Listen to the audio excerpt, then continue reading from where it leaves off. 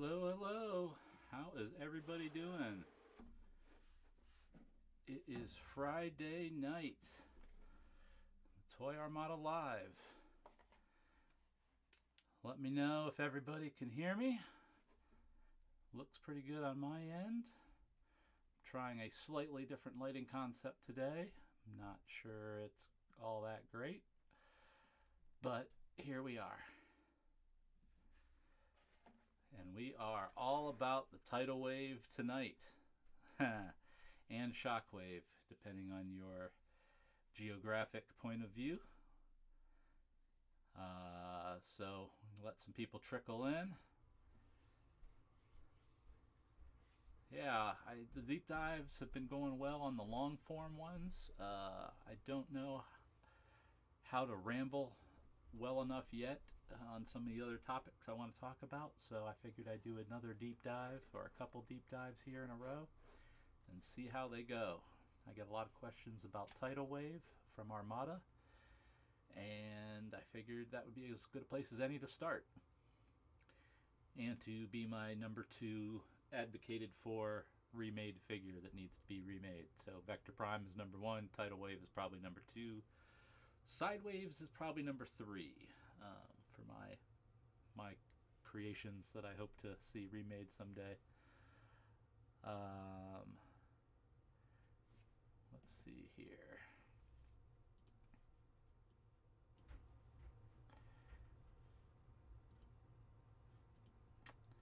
Let me know if that helps at all. Could be going backwards. I'm upside down with my microphone. Anyway. So, once again, welcome to the Toy Armada with Aaron Archer. I am Aaron Archer. I was a toy designer for 20-some years at Hasbro Kenner, and now freelance on independent projects for other toy companies. And we often muse about my time working on Transformers, where I was the lead creator for and oversight of the creative brand franchise for about 13 plus years. Starting in a way with Beast Wars and going all the way up to almost movie 4. So anyway, that's who I am, and I guess we'll get started here. So we are talking about Armada Tidal Wave. So this guy would have come out in probably late 03 or even 04. And he would have been called a Ultra, I believe, at the time, which was the scale. And there you go. Yeah, Anthony, I'm still trying to figure out how to tie all this stuff together, so people could be waiting for me on a different format to be alerted, so we'll see how it goes. So this guy, was one of the first larger Transformers that we put out that wasn't a previous character like a Megatron or a Starscream. So it was kind of cool to be able to create a new big character, and he is a boat. Largely his 3 forms are a boat, a wonky spaceship at worst, and boats were highly unusual in the Transformers line. They often become shell formers. Just the nature of the boat hull makes them kind of odd to put in package. They don't look like much. They don't catch a lot of air. They don't float, so the expectation is that it's a boat, it should float. And so we just didn't do a lot of boats in Transformers or in toys, period. So Tidal Wave here came along. It is largely my concept and thought process, but done through Eric Siebenahler's creative hands. So he would have done the final sketches on these. I had some concepts done by another artist, and they were very modern and sleek, almost like a modern solar yacht would look. And we decided to go more military, more heavy duty, and we knew more about the minicon play at that point. So we had some features that we could add to this guy once we knew that. So we started going into this military direction, and I was keen to do a lot of that, what we call finger food, so the little jump seats and launching decks and rotating armaments here that it has. I was really into that. What I find most interesting about Tidal Wave is, if I'm not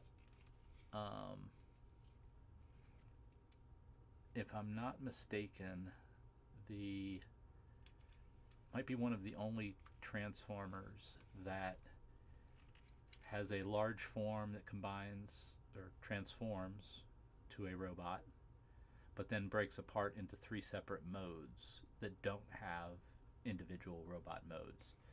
It falls more in line with more of a traditional Japanese show style Transformer, not a Transformer show Transformer, if you can catch me there, on the 401 class there. So what I don't know is, Anthony, you asked about the Japanese artist. Takara would hand our drawings over to one of their creative people, on the outside usually, who would redraw our drawings in a more true toy vernacular, in proportion, really tight to the engineering plan, so that you actually could transform these things. Nothing is left to chance at that point. So it's like an elaborate sculpt input. So they always had to redo everything. So yeah, I find Tidal Wave to be unique in that fact, that he has the 3 vehicle modes that on their own are interesting little vehicles. There's the aircraft carrier, the kind of hovercraft submarine thing, and the more battleship part of the character. And when they put all together, it becomes a pretty cool, I don't know, what do you call it, spaceship at that point.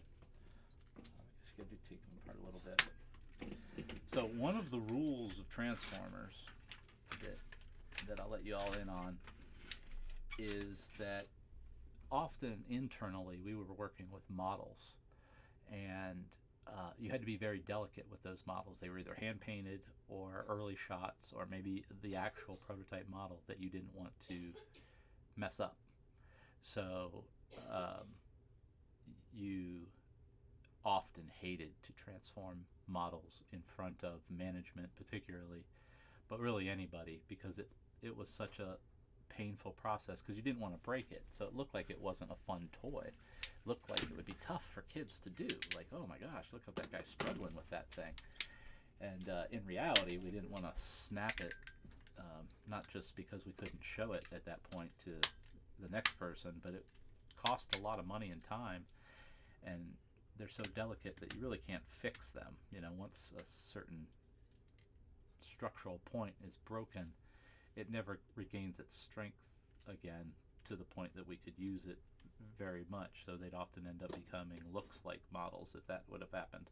So they'd be sitting up there at Toy Fair, glued up. That would happen often, I guess.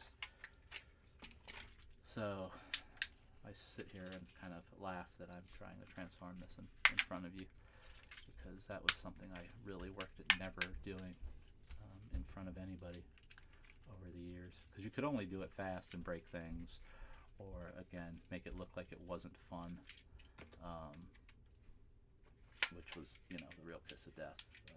If management all of a sudden started superseding what you thought was the right answer because you just didn't present it well, got very scary when that could happen.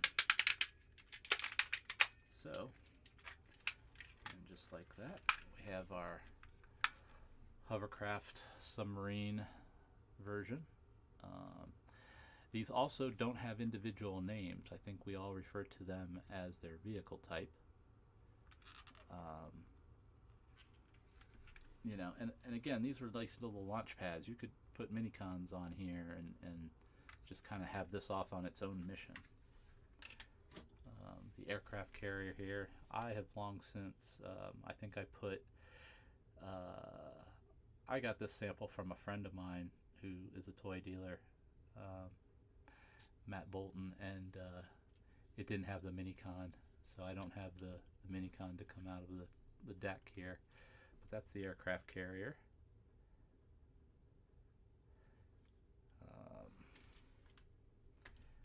And then this is kind of the battleship. Has the more classic control deck, has all the cannons. Kind of the front has a more, man, I gotta get good with the camera here, has a more boat front, I guess, attack boat. You know, the back isn't really all that elaborate. But, you know, those are fun. Again, but they don't have robot modes and they don't have individual names, so it's very odd to have just vehicle forms in Transformers. Not so odd in some other Japanese brands and Power Rangers and things, but certainly for Transformers, which is another example of my being stuck in Japan, being influenced by all the stuff I was seeing in Japan and probably seeing a lot of Power Rangers product and going, oh yeah, that looks fun.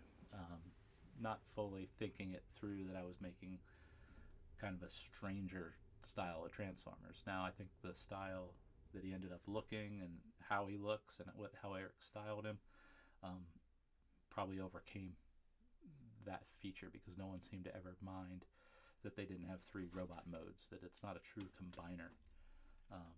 I don't know if there's a fan-based term that we call these, but I'd be curious to know what that is. So about 15 minutes in, let's say hi to a few people. Princeton Phalanx 59, how you doing? Ninjatron, how are you? Anthony, seeing some few of the people. Cheesier, TF Formers 202.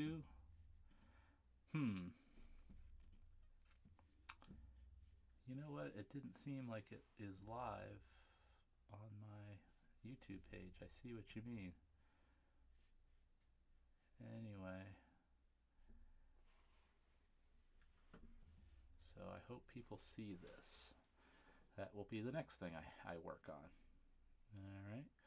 So once again, we're watching the Toy Armada with me, Aaron Archer, and we are talking about Tidal Wave. His minicon was a little jet, for those of you who don't know. Blanking on the name of the jet at the moment. But went inside the deck here and came up off the deck, which I had in the preview, was a Japanese concept that they brought over. Excuse me.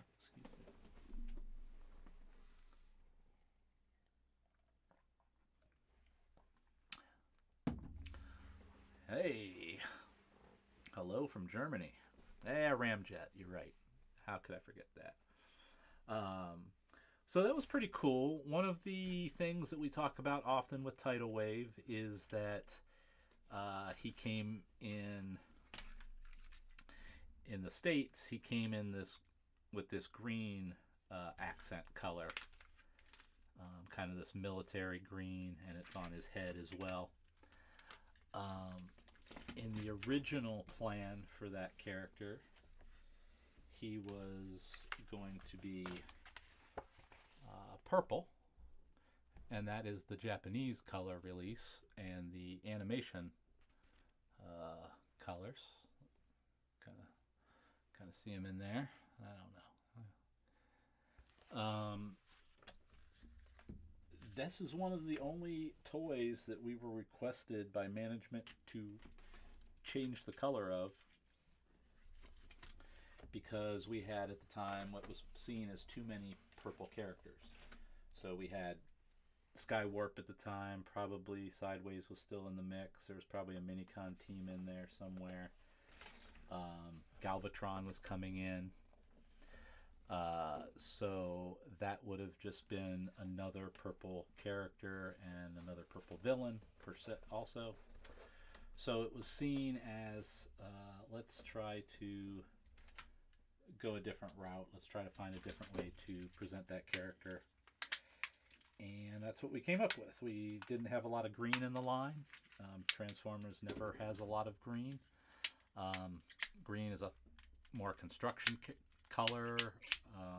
With the Japanese, we have different colors for our equipment. So it just never was a color we could use a ton. We tried, but not a lot of green vehicles out there. So we were able to bring this more military green into the mix, and that was a good opportunity for us. So that's how it ended up being more of the military green in Armada US versus the purple in Japan. So that's how that manifested that way. Now I like this form. I also don't have the side fins here, which I'm big into silhouette. So that was another way to create a really cool spaceship silhouette for this character. So again, a lot of fun on that guy. His animation model, you know, had him a little beefier in the face than the toy. Sorry, that's not more clear. I think he was presented a little dumber in the cartoon than I would have thought.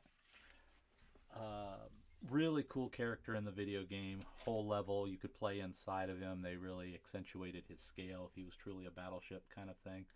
So we had a lot of fun with that.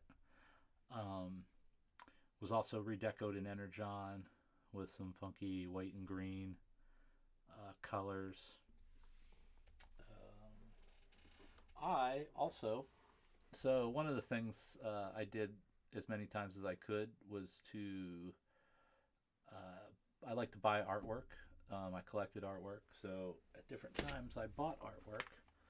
So I actually have the original package artwork for this character by Don Figueroa, which is really cool. And I've had this frame for quite a while, and I even have on the back, I have the trading card to, you know, put up an item with the image for perpetuity. Can't really put a package photo in there, but you know, that's pretty cool to have. This hangs in my, or used to hang in my kids' room. We moved and haven't hung everything back up, but yeah, it's really cool to have things that I was associated with creating some of the box art. I have a lot of Marcello Matteri's box art, some Don stuff, some comic pages from different creators of minicons and whatnot. So really cool to be able to have that connection to some of the stuff I created. So I enjoy that. And one other thing, I don't know if people are aware of this old book. Was not highly printed at the time and came out kind of right before Transformers took off again in a big way. So it was really just core fans when this thing came out. So it didn't really, wasn't perceived as have done well, I guess, or hard to find. I don't know. But we helped find some art for it and source some art for it. So we had some fun, and Eric did an image of Hot Shot with the Star Saber wounding Wheeljack, and then I did all the Decepticon villains, and I did Tidal Wave there, which tells you at the time we must have thought he was pretty cool, because Megatron, Unicron, Starscream, and Tidal Wave, you know, he got elevated there to the top 4. It's kind of a bummer we never went back to him. I understand he changed out and became a different character and all that, but like just the form of Tidal Wave was pretty cool. Would have been cool to keep going with him in some capacity, but I guess it was not meant to be. Um, let's see here. All right, there we go.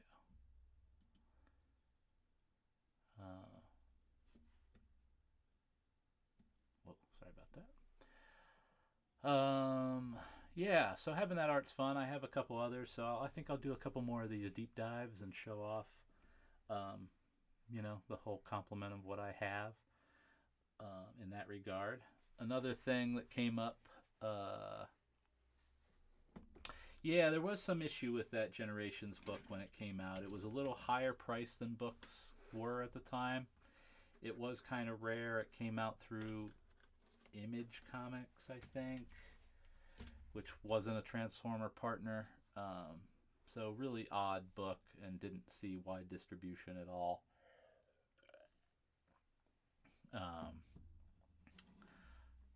I found out you had a Transformer themed wedding topper. Still do? Yeah, absolutely. It's a family heirloom. They are hand painted Optimus and RC. And when we were pregnant, my wife was pregnant, and we had a Minicon colored in both colors. And when we found out, that's what we put on the cake topper. So we have a little pink spark plug as well on our cake topper. So yes, and I had a particular tie with an octopus on it, and the Optimus has that octopus, painted on it. So really unique item. And we opened a exclusive movie Japanese RC to be the RC for the cake topper, and the site facilities manager threw out the box that we brought it in that had the extra parts to RC. So a rare RC lost its weapons and whatnot. I mean, it was already going to be kablooey, but she's not whole now, which is unfortunate. Anyway, I digress. Another thing that came up this week that people had fun with, and I was doing this in an early episode and haven't got back to it, but I think I will pull out something from my Transformers time and talk about. I've got a lot of weird stuff, little things, big things, just moments in time that we can kind of reminisce about. So the Transformers Armada sneakers were on the Instagram this week and got a lot of love. I do believe these came out.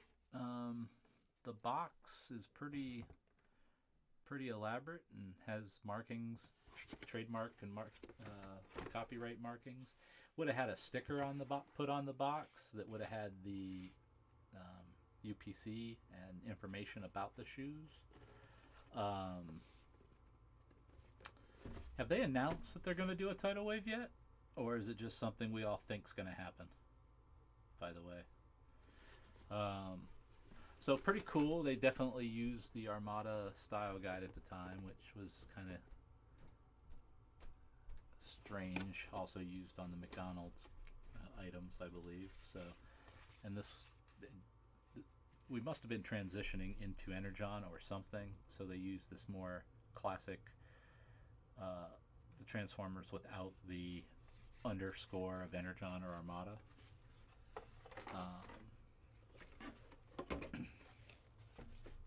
Says it's a size 13 here.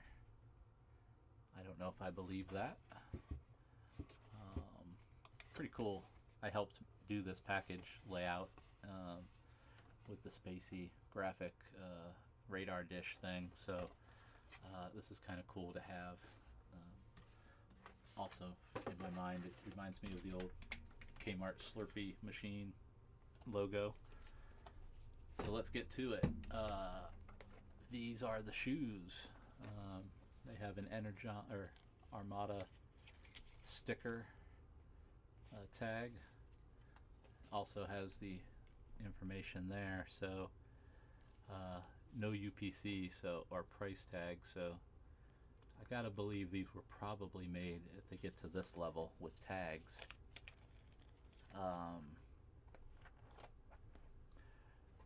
So there is the red alert on one side, Armada on the back, which is pretty fun. The inside says Red Alert. The back bottom says Transformers. A little crazy with the logos. Top tongues, printed but raised, so embossed somehow, Autobot logo. And way down in there, we also have another Armada logo. And then on the bottom, they also have, let me get my light right, there we go. An embossed Transformers Armada logo, so you could leave that in the snow, in the dirt, or whatnot. It's too bad it doesn't have an Autobot logo, but they probably used the same bottom for all the kids' shoes they made, and would just change out that middle logo, and that's probably why it has this deep recess in there. That probably got changed out every time. That's just how it's done.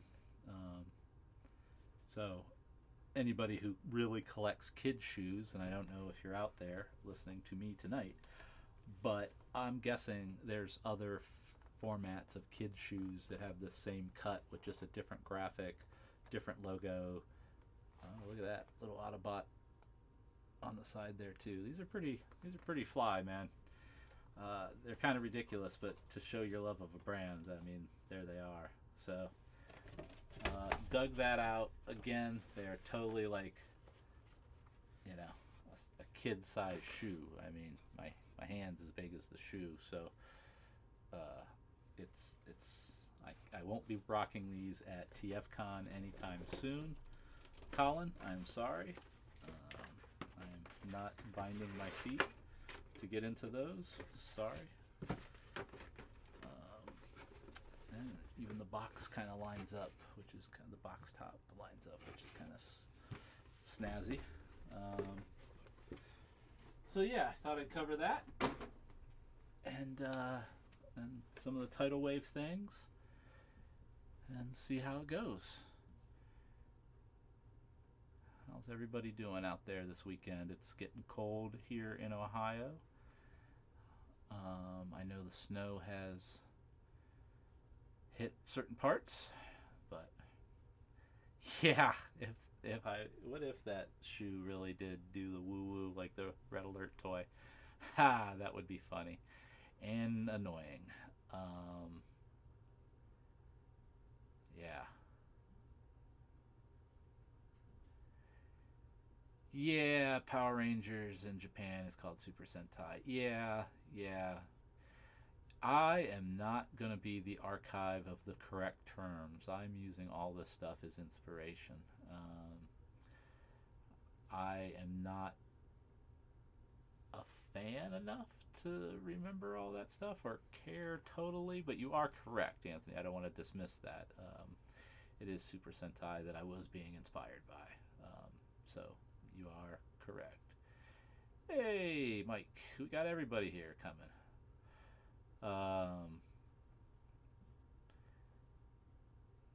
And so, yeah. Armada Megatron's going to be fun if we see it anytime soon.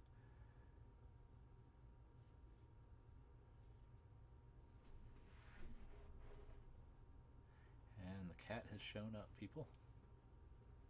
So, anybody just tuning in, I am Aaron Archer. This is the Toy Armada Live Friday Night Hang, where I talk over some random topic for a while related to my career in toys.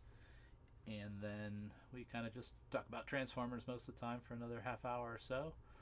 I'm game to keep going tonight for a little while if we have stuff to talk about. It's a good Friday to just chill. Last week we had the late night podcast, which was a lot of quiet time, a lot of late. It was late, so here we are. Hopefully I'm a little more upbeat, ready to talk. Everybody can hear me fine, yeah, all that good stuff. Yeah, Ohio is becoming a meme lately, and kind of deserved, but I've been all over the country, there's a lot of states you could use the same memes on the same different places. So Ohio will take its lumps for a while again, and then I'll skip back to Florida, and then back to New York, and then somebody will do something stupid in South Carolina, and that's how it goes.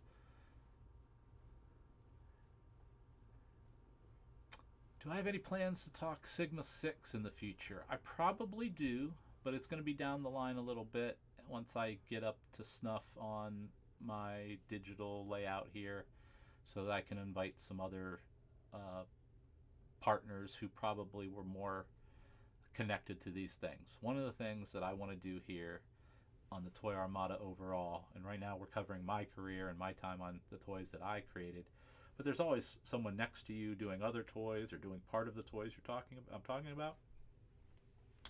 So soon, and we're also one of the few places you're going to hear a professional talking about toys that isn't being interviewed, rather initiating the conversation in some cases. So what I hope to do is, if we're going to talk about Beyblade, if we're going to talk about G.I. Joe, if we're going to talk about Beat 'em On, Metabot, Zoids, anything like that, I want to bring in my friends who worked on that stuff if they're able to. If they're not with Hasbro anymore, that's a little easier. I don't think I'm going to be able to get John Warden on the podcast anytime soon, although he and I would have a wonderful time talking about Real American Hero and Sigma 6. But I will get some my friend Steve Bono and I worked on Sigma 6, and all right, sorry there. Looks like the stream disconnected for a minute.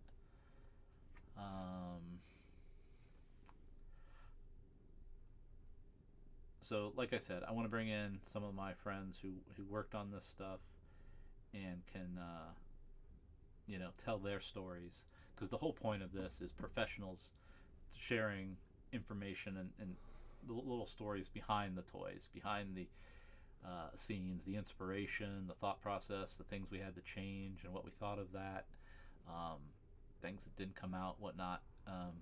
So that is the goal of this whole endeavor, really, is to tell more of the fun information behind the creation of your favorite toys. So I need the right guys to tell the story, which is basically a long way for me to say all that.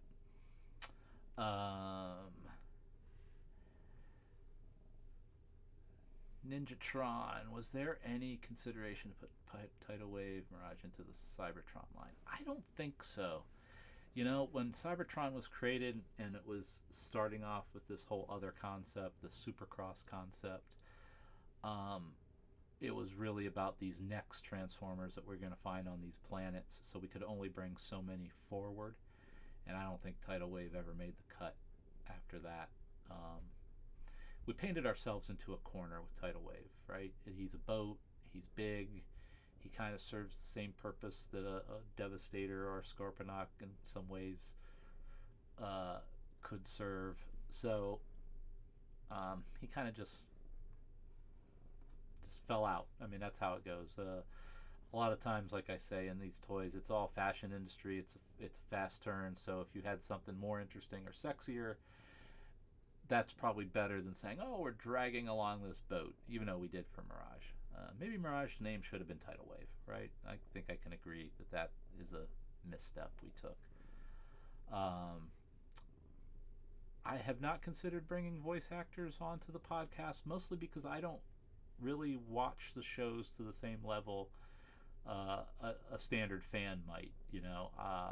I watch them for inclusion and catchphrases and different reasons, and I'm not. It's not entertainment to me in the same way. So I don't know enough to ask voice actors anything beyond the basic kind of questions. How do you get into the industry? What do you do? Warming up, favorite character? I don't think that would be a good service for me to do. I'm sure somebody should do that or does do that, but probably not me. I would bring on more characters, character designers, hopefully a Japanese designer one day. Different than the voice and the TV. Maybe producers of shows, writers of shows, people I worked with directly. but the voice actors were always a step separate from me, so I just wouldn't feel comfortable. Thanks for the question, Chaotic Neutral. There was an old question I had at the previous stream that unfortunately got shut off early. It was about if you considered video games a rival to toys in the industry. Yeah, I started talking about that, and that's where it got cut off.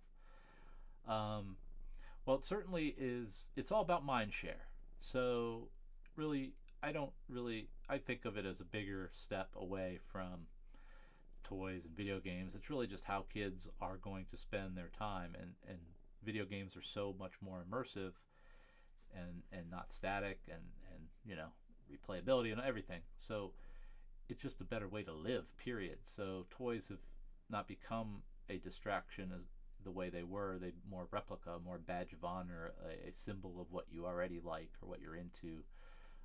Not the end toy, but more a representation of something you're already involved with and into. So it's just very different. Kids aren't replicating the stories and stuff in the same ways that kids, when I started or when I played as a kid, might have played. So that part has changed. So Rival, it's changed the industry. It's made the industry more replica reliant than spring-loaded reliant as a result, because the video games are the spring-loaded, right, and much more better at it. So that's the progression. That's how you see that type of toy shifting, and now you have the replicas, and video games have replaced all that. Storytelling, different weapons and gear and costumes and the whole thing that used to get out of a Batman segment.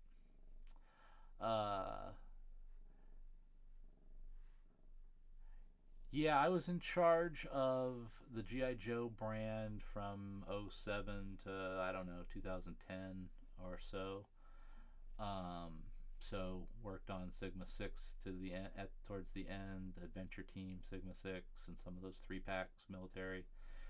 We did a lot of real American hero stuff, brought Matt Tracker in, different stuff like that.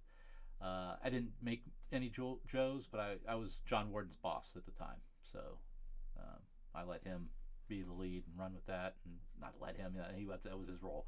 But yeah, I did have involvement on Sigma 6. I was big on getting the Dark Master put into the program, like creating some element of new in there. If Tidal Wave is the next HasLab, do you get a compensation? No, I'm not connected in any way to Transformers or the benefit of the business it does. I was just a salaried employee, created a lot of stuff, different time, maybe different place I'd be connected still, but doesn't seem to be how that works anymore. Otherwise, yeah, I might be connected to some of these things, but that's just not how it works.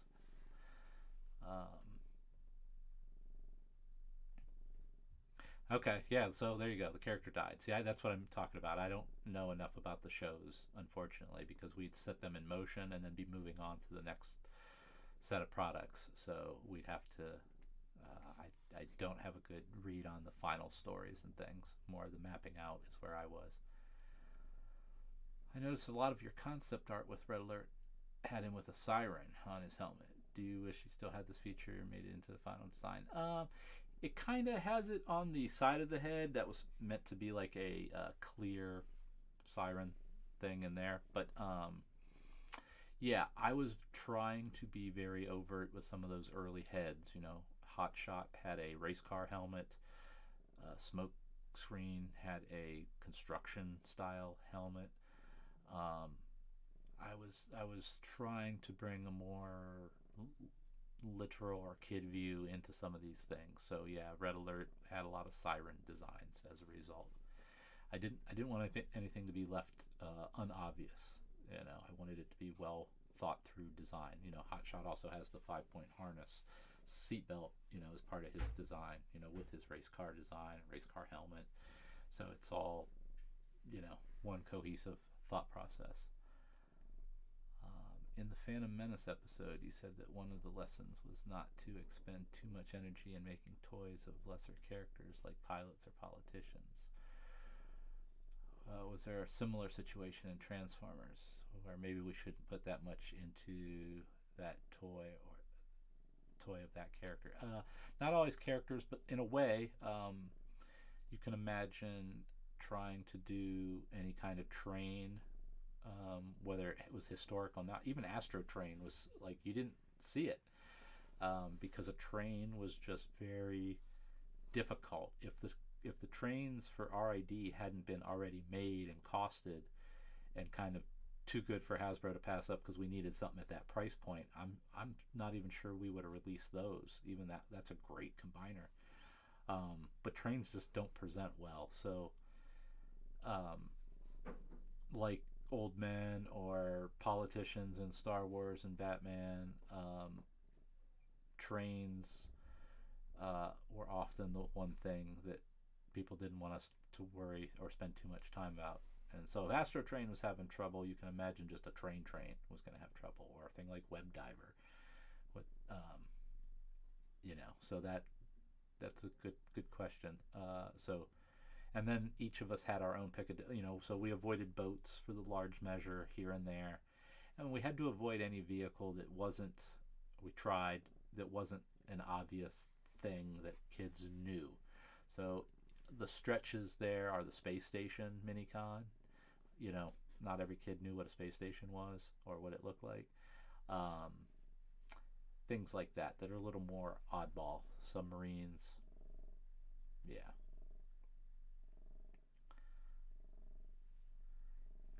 Yeah, I got a Dark Ninja Master in package with the green tag, which is pretty cool.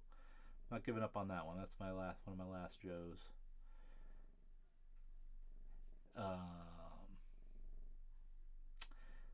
Have I ever thought about making a adult-oriented collector line of toys? No. You're gonna find with me, I'm squarely in that '80s camp of fun, active toys. I can do hard-edged designs, but I still don't like statue toys or something that you can't do multiple things with it if I can avoid it.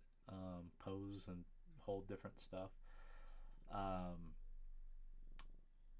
So I don't know. I'm probably not the right guy for that. I would have more fun and have had more fun doing more retro design stuff that has the spring-loaded features and things than probably going into an adult arena.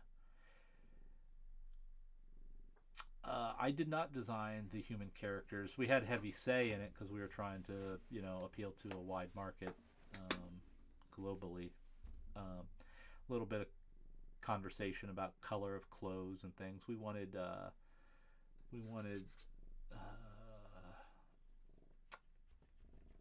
why am I blanking on her name? I want to call her Ash, but it's not Ash, obviously. Anyway, it'll come to me.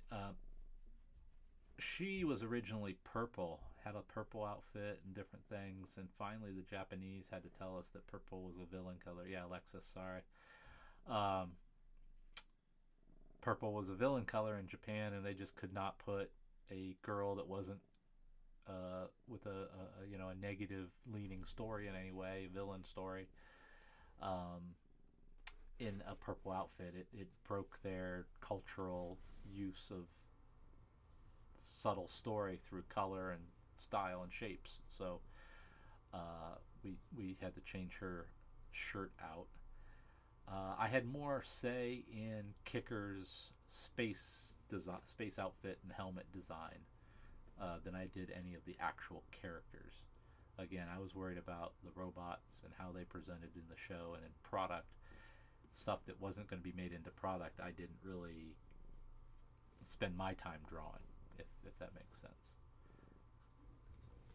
But good question.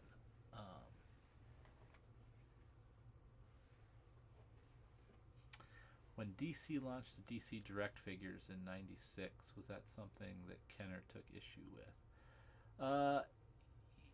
Yeah, I don't know. They had different rules for those figures, and for a while they couldn't do a lot of things because Kenner did have the license. They couldn't break their own license at the time, but that's what they wanted to do when they went to Mattel. they wanted to carve off adult collector product, and that was another reason why Hasbro was kind of like, well, we already know what we can make with the kid and the adult collector, and it's, you know, maybe seen as valuable. But if we are only doing kid, you can't tell us when a movie's coming out, and you don't know what the cartoon's going to be focused on, you know, all of a sudden it was a weird thing. So I don't remember what they were doing at the time when we were doing it, but I know there was some lanes that had to be maintained. Was Mirage going to be a separate character than being an upgrade to Tidal Wave? I don't know. We were kind of interchanging names, and sometimes guys would get upgrade names, and sometimes would keep their old name with an upgraded outfit or design. So I don't know if there was rhyme or reason there. I'm guessing I don't know. I don't want to guess. Hey, Jetpack Man 01. Yeah, sorry. We're having a good time. We'll see if it keeps flowing. Well, maybe keep talking.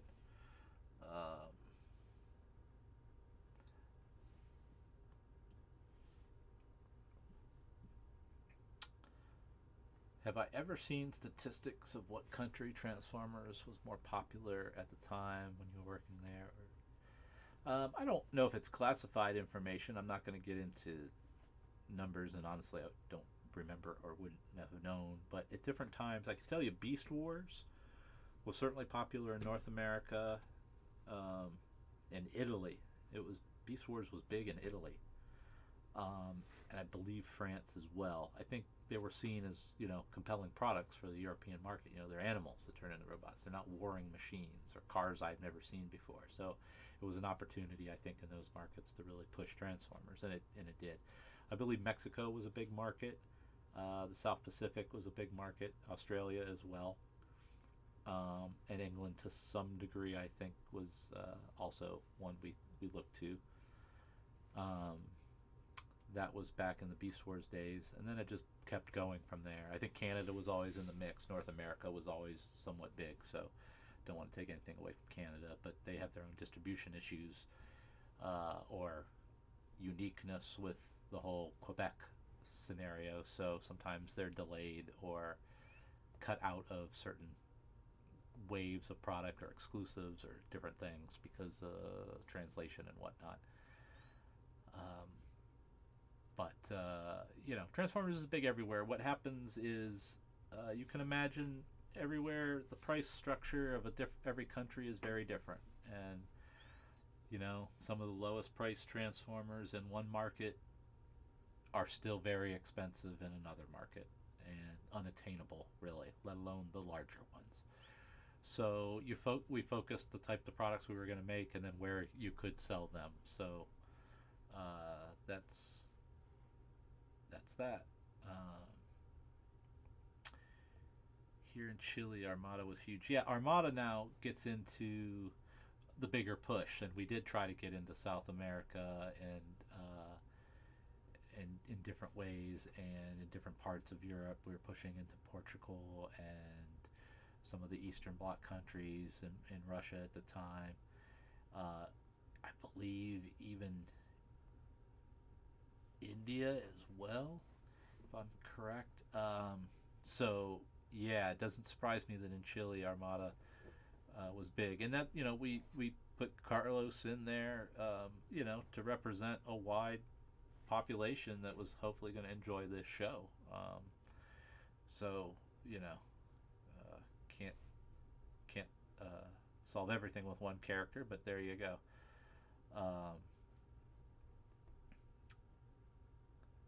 Yeah, so Armada did air, and it was kind of it kind of sold everywhere. So it was a cartoon that did air for a while. Yeah, we do know that.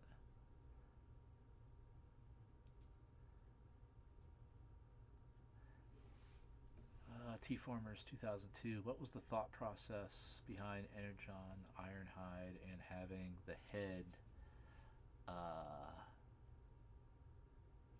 Where'd it go? headpiece on the top of his truck mode. That's just how it worked out. The combining mode made a lot of the head reveals odd, and they had to be in a certain location. So that's just where that one is. And I definitely am not a fan of that Ironhide in the end. It looked like a cool model, but when it gets all colored up, it's oddly chunky, and his head's pretty big and sticking up, and you know, can't win them all, unfortunately.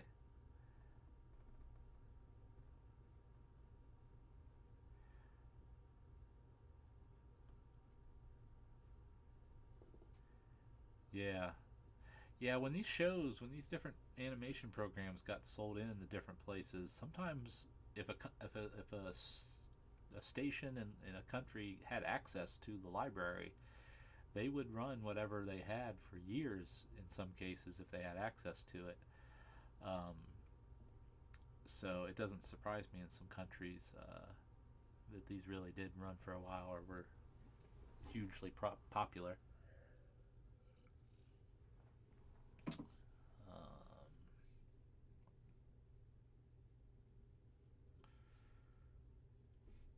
I am running this through a different system, so I don't think I've had any super chats, which is fine, but I want to make sure I didn't. Okay. Did that work? Oh my god. There you go. Anyway,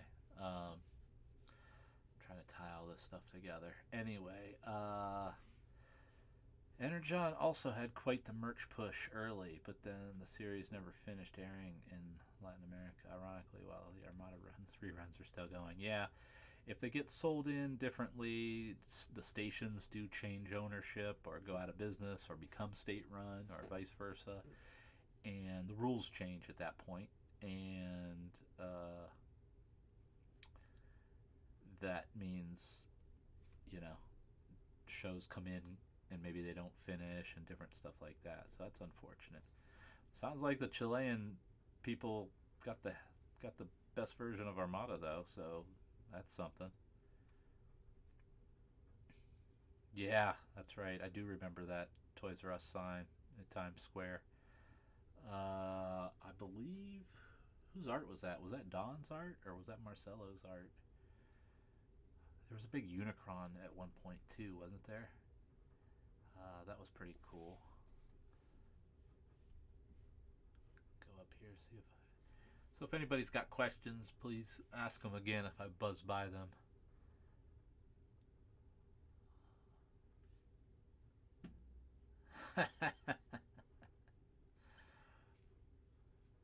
You're damn right I am. That's the answer, Ninja. That's the answer. Yeah, I think it might have been Dawn. That yeah, for that piece, that wouldn't surprise me. Um, yeah, I'm looking at the tidal wave illustration again. Anybody came in late? Um, I showed that.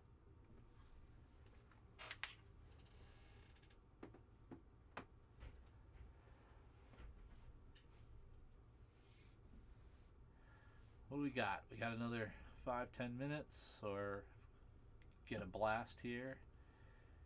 We'll see how it goes. But again, thanks for coming. If you haven't and don't, please subscribe and all that good stuff. Like and subscribe so that we can keep building this adventure together. I want to be able to, it's growing pretty fast. I like that. I want to be able to make it worth somebody's while to come in and talk on a random night or whatever, or record. So this is all good to help build that up, to get some of my old colleagues in retirement and on the phone and hear their stories. So appreciate everybody being here.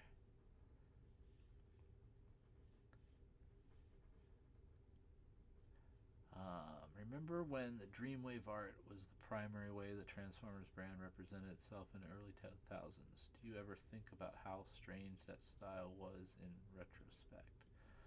How do you mean? That's the style we're still living with. We live in an anime mix with entertainment design, mix with American comic style world now. So, the cell shaded color that IDW was doing, or Dreamwave at the time, sorry, was kind of fresh and new in some ways. First people to do it in comics in a big way as their style. Um, but the only thing I can think of that I look back and see that's odd is just the classic Pat Lee small head stuff that just I'm like, wow, those are very tiny heads. Um, but no, I don't have any. I don't think it's that strange in retrospect, unless I'm totally missing something. Have I ever had a dream about Transformers? No, I don't think I have. Um, how far did Transformer Heroes go before it morphed into animated? Oh, we had many presentations, write ups. We even had a spec script written up. Um, had two writers come in for a day or 2 days and brainstorm, and that was the pitch Bible essentially that got animated made at Cartoon Network. They saw that and said, "Oh, Hasbro wants to go in a totally different direction. We'll get on board, but we're going to work with them on that." And kind of so we had to go in a slightly different direction, but we'd done all the hard work to show that we were willing to make a bold new statement, and that's what Sam Register got excited about at Cartoon Network at the time. So that's that. Um, so Heroes just rolled in. It wasn't going to be its own thing. It just rolled into whatever the animation was going to be, and it became animated. So there's no Lost Heroes show per se. Um, just a pitch that became animated in its final incarnation.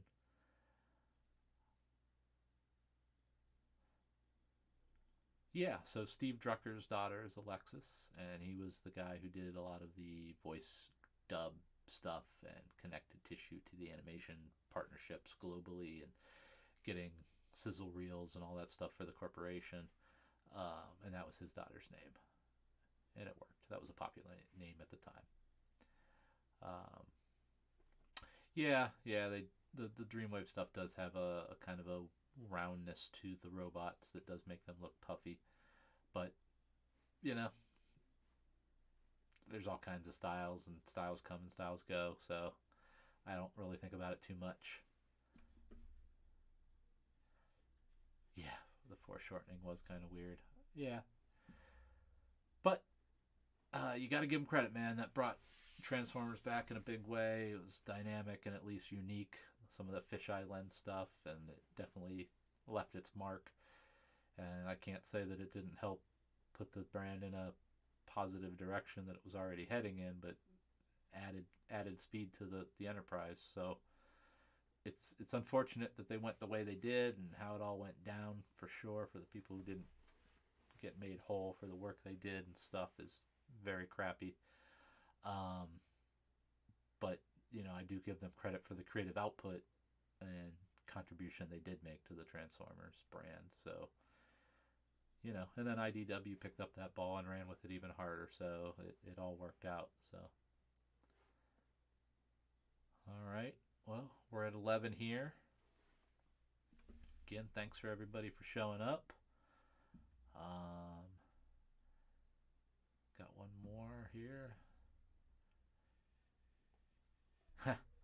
Well, we made the RC toys wherever we could, so it's fine that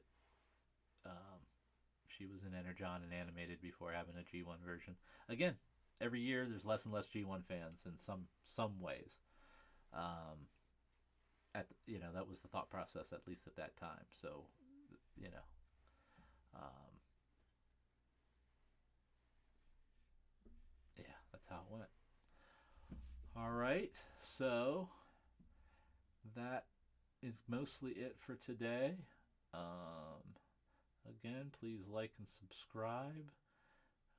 If you want to check out my website that has a shop where I sell original art, that would be cool.